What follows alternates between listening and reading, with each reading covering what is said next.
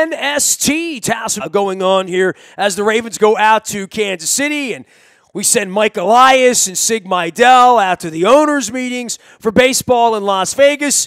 Meanwhile, the Terps trying to find a football leader as well as the basketball floor out at Mackey's. They make their way out to Purdue. Big Ten basketball already here in early December. Picked up a nice win over Penn State. We were all together up at Buffalo Wild Wings in Bel Air at the festival last week as they dropped a tough win to Virginia. This guy does all things Terp.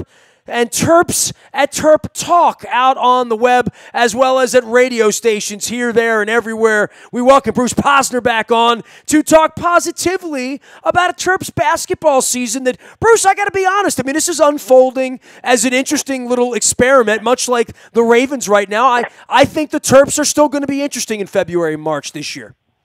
Oh, I think you're being very, very understating. I think Nestor, you saw the Virginia game. You just said you had a party over at Wild Wings.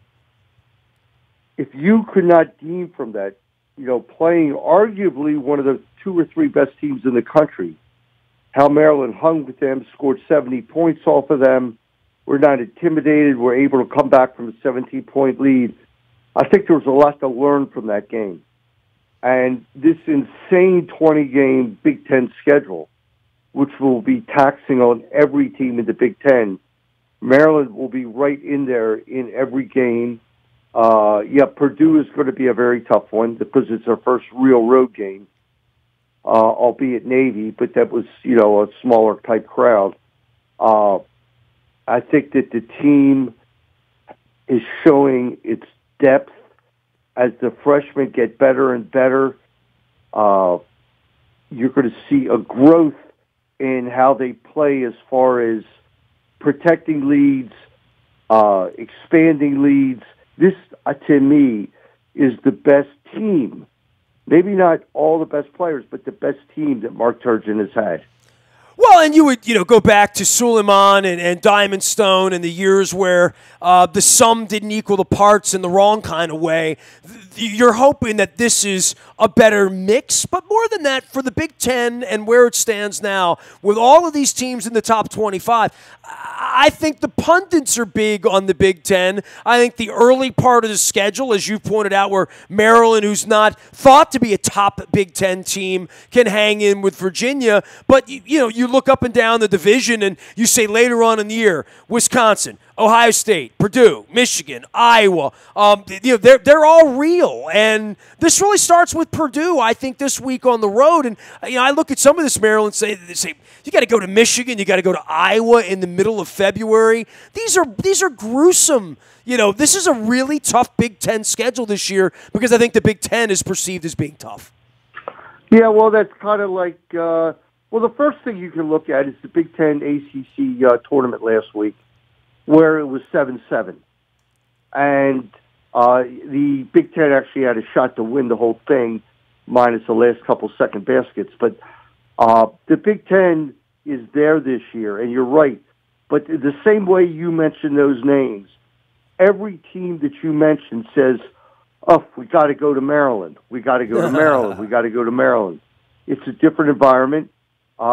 Saturday night, after some sketchy attendance early in the season, the Virginia game was an absolute sellout, and Saturday night was almost 16,000 people against Penn State, up against some of the best college football games that we've seen in a while.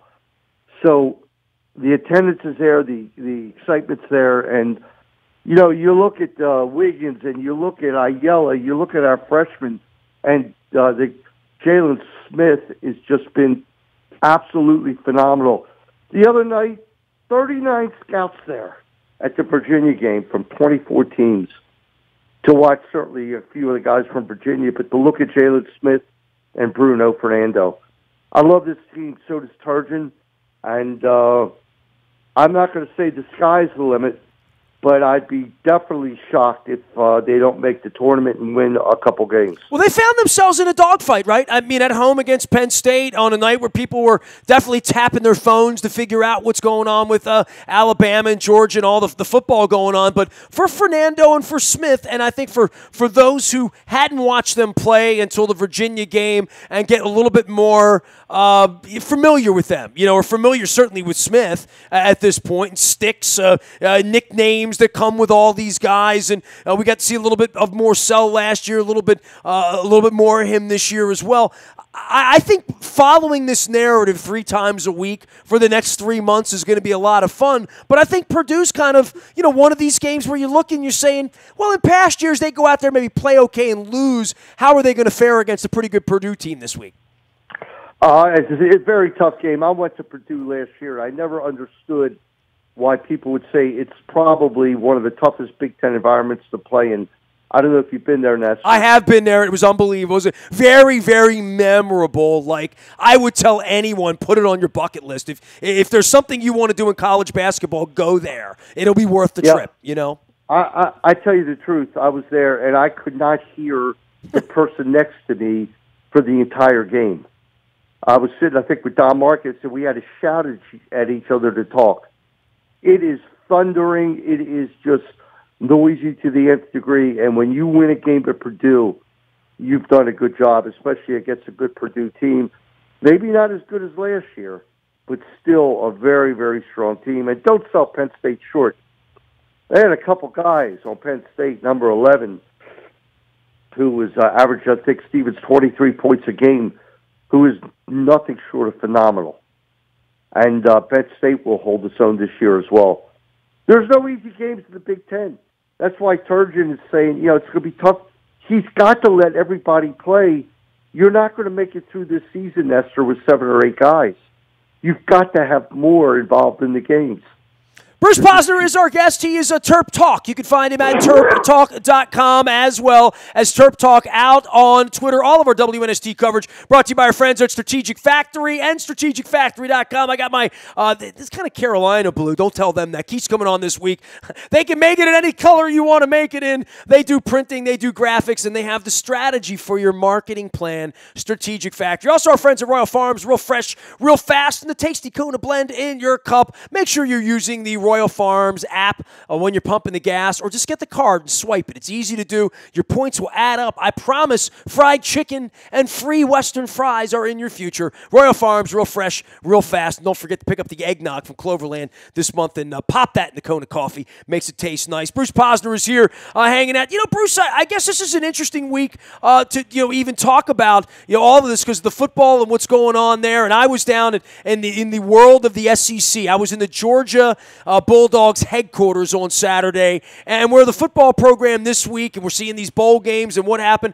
I thought on the field, look, we could talk about what happened, and I'm sure we will, in regard to a kid dying on the field and who takes responsibility and all the ugliness and the Board of Regents, all that stuff. But on the field, for the kids that played football this year, I felt for them. I thought they battled, right down to the end. And certainly the Ohio State game was disappointing in the end. But, I stand and applaud at what those kids did in very, very tough circumstances. I don't know how the university is going to pick up the pieces here. Well, that's not an optimistic lookout, but it's been a very, very, very tough year.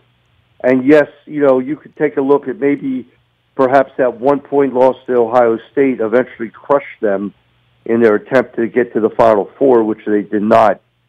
The team played great. Canada did a great job keeping the whole spirit there. And I'm obviously around the team a lot, and, a couple bad games throughout the year, but for the most part, they were in almost every game. They gave Ohio State probably their best performance, Maryland's in the Big Ten ever.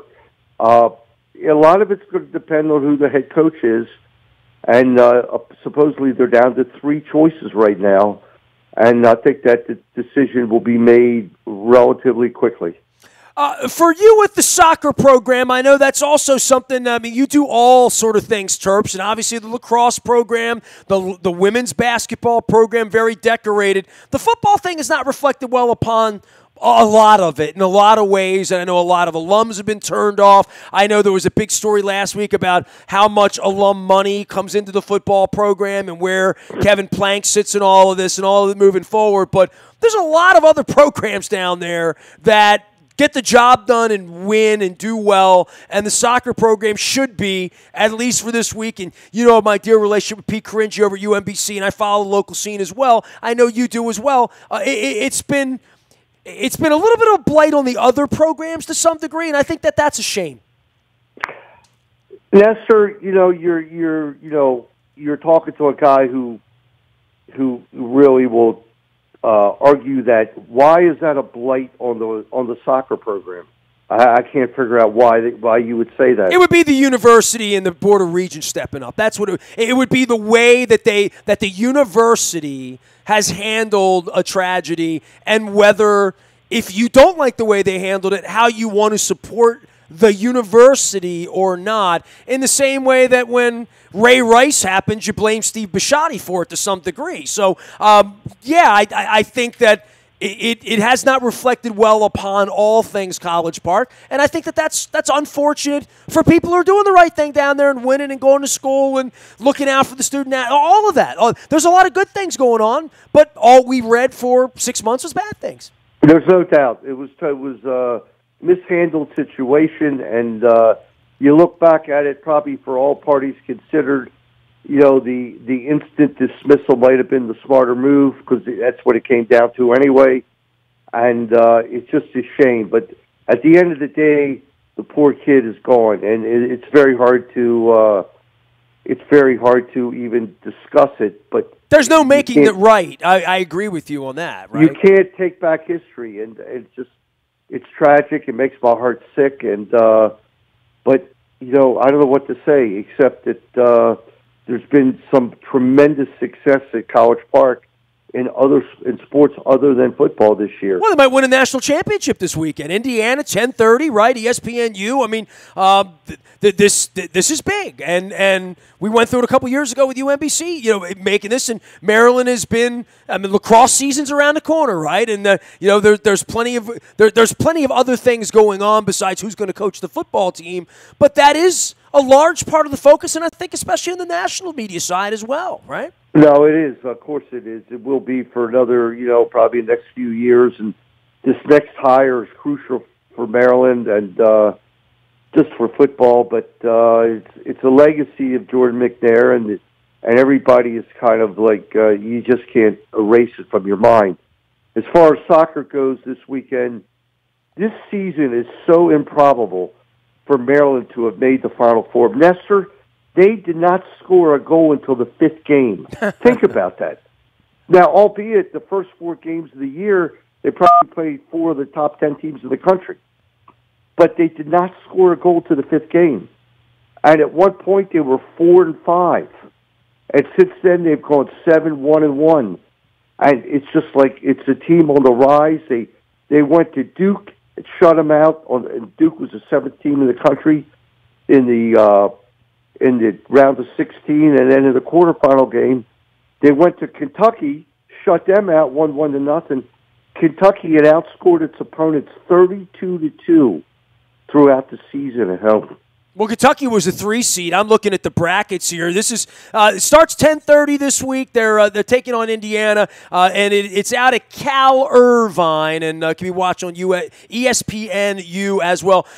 Bruce Posner is our guest. He's Terp Talk. You can find him at terptalk.com as well as Terp Talk out on Twitter. Last thing for you, the basketball team from College Park is going to be coming to Baltimore this week as well on the backside of the Purdue thing. And I guess, Bruce, this is where, if you're pissed at Maryland, about how this thing was handled, you might not go running down and putting your red sweater on downtown and take it out on the basketball team or just sit this one out or whatever. But I know that this is something that they've tried to do forever. I go back to remembering when Bob Wade brought the team up here and they'd play at the Baltimore Civic Center then Arena, now Royal Farms Arena, and they'll be playing a game here this week. This is a homecoming for the Baltimore contingent of Terps fans to come out and support the team, and they tried to get a good opponent, an exciting opponent that played well in March Madness. So this is the one chance to sort of keep it local, right? Yeah, it is, and they've had some success there. I think a few years back they had Princeton in town, and they just about sold out the game. Tickets are available. They're not going great for this particular game. I think it will pick up over the week. The game is Saturday at 4 o'clock, following a game that's going to be a good one, Towson and Morgan State. So you get, two for the price of one. Well, it's nice local. I go back like you to when Oklahoma came in here and when Calipari. I mean, you remember those games that they were making back in that era, that they would bring in a monster game, right? Yeah, UMass. It was UMass with Calipari. But, Nestor, before we go, I have to ask you a question. Go ahead. Sure, go ahead. The even thought of insanity of starting Flacco instead of Lamar Jackson this weekend, I can't even imagine how you could not start a guy who's won 3 games in a row, who's changed the entire culture of the team as far as being a running, time possession, helping the defense. Is this strictly a ruse by Coach Harbaugh? Well, I think the healthier Flacco gets, and look, if they fell behind 13 points on Sunday in the third quarter, I think Flacco throwing the ball could be something different. I'm all in favor of that. And I think if Flacco is healthy enough to start, you would see far more of Lamar than you saw in September. I would also say that when the big cake was baked back in April to draft him, to bring him in, the whole notion of this, right, would be that they would be 7-5 this time of the year, and they would have this hybrid offense where Lamar Jackson would be week after week picking up, doing more, playing more, seeing more, being more. And what we saw the Saints were 5 weeks ago with the way they utilized that offense, I don't know that they can win a Super Bowl like this. I am interested to see what Marty Morningwig would concoct. And I'll just say this, and I'll continue on this. And I don't think this is any sort of my affinity for Joe Flacco, which is obvious, apparent, and, deep over 12 years, as well as John Harbaugh's affinity for Joe Flacco. I don't think we've heard the last of Joe Flacco, and I don't think he's contributed to the last or his final Raven victory. I think he'll be heard from at some point over what now will be the last quarter of the season. Kansas City, Tampa, going out to San Diego, Carson, wherever the heck they play, last game against the Browns here. You're going to see Joe Flacco do things that are going to help this team win football games between now and the end of the year. And I think there's always the Lamar Jackson running the contact and getting cleated in the head by Ronnie Stanley on Sunday that just is a little unnerving when I see my quarterback get hit 15 or 20 times a week. I don't like it. No, I agree, but we're talking about a guy who has a bad hip, who's consistently underthrown receivers all year, who can't make a winning touchdown, a winning field goal drive against Cleveland, who's been unbelievable for Baltimore and the Ravens, but his time has passed. And I just can't imagine how they could go back to him, especially with his hip injury. Well, if he's not physically able to go out there and do this at a high level, as John Harbaugh pointed out, we have 2 other guys that can. I actually flew home with RG3's wife and beautiful daughter on Sunday night. She was on our flight. Seeing him go in there and competently, run an offense down the field in the National Football League and get points, to buy time. If he had to play in Kansas City this week, they might be able to execute this offense to some degree. And I love the way it keeps the defense off the field. To your point, a rested defense, which looked Very, very tired in Carolina, and I pointed that out to Coach Harbaugh. Very tired against Pittsburgh, and I pointed that out to Coach Harbaugh. And everyone pointed out to Coach Harbaugh that the team was 4-5. Well, they're now 7-5, and there is certainly anyone that poo-pooed Lamar Jackson shouldn't be doing that anymore. Because you can do this. He has to throw the ball better. He has to take care of the ball better. We'd be saying that about any rookie, though. We really would. We said that about Flacco in 2008. You know, Eric Weddle said it best. I'm sure you were there when he said they went onto the field in the fourth quarter, and he said, "Guys, we haven't played yet in the second half. There's no excuse for us not going out like madmen." And he was right. And the same thing with Cincinnati. You know, they were able to make a stop. The defense hasn't been able to make stops at the end of the game for 3 years. And all of a sudden they are. Well, I hope they have that opportunity this week to make a stop at the end of the game or 2 weeks from now against Chargers. This is a tough game, but look at what's happened to the Steelers here. Look at what's happened in Green Bay, the complete implosion, and even Atlanta, which we saw firsthand on Sunday. Bruce, I've been saying this all week, and I want to reiterate it. Matt Ryan is playing Aaron Rodgers. They're both completely healthy. They're playing a game in Green Bay this week, and Green Bay doesn't have a head coach. Aaron Rodgers just got his coach fired, and neither one of those teams are making the playoffs, and they're considered two of the top quarterbacks in the league. So there are times they are changing. That's clear, right? That this is a different world we're in now with this Ravens team. Well, we'll see what happens, but look, I hope Joe's fine. I hope he goes next year to maybe Jacksonville or whatever, makes a lot of money, but he's not going to be a Raven next year. There's no way. Bruce, we'll see you this week, Purdue, and obviously you'll be downtown at the Royal Farms Arena for the Loyola game. A lot of Loyola, a lot of Towson and Morgan. We got things happening around here at the Royal Farms Arena. Bruce, we'll send everybody out there to Terp Talk to follow you. I know you'll be tweeting the soccer game late into the night on Friday night as well from the West Coast. Hey, Nestor, I want to see you at College Park for a couple of hoop games. I got to get it into my calendar and finesse it and massage it and make new friends with the PR staff there.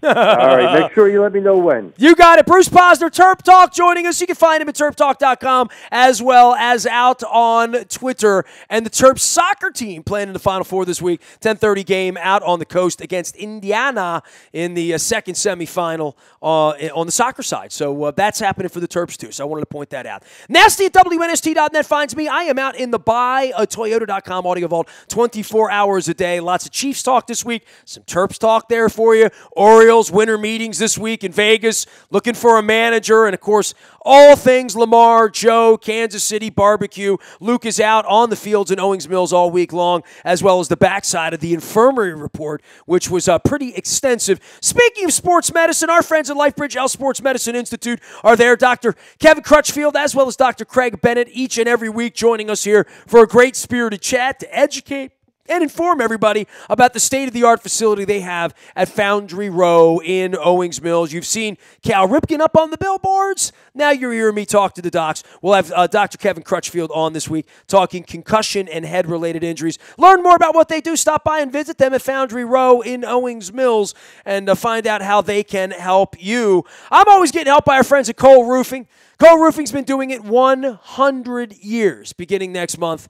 You can find them at ColeRoofing.com. Bill Cole will be joining us this week with all things Kansas City. And, wow, what a week we have here, a 7-5 football team. And I still do the community and charity chats on Thursday. Throw me a note. Get in line. Love to promote what you're doing. Good things out in the community. If you're associated with a charity, I want to know about it. Nasty at WNST.net. All brought to you by Cole Roofing. I am Nestor. We are WNST.net, AM 1570, and WNST Towson, Baltimore, and we never stop talking Baltimore sports.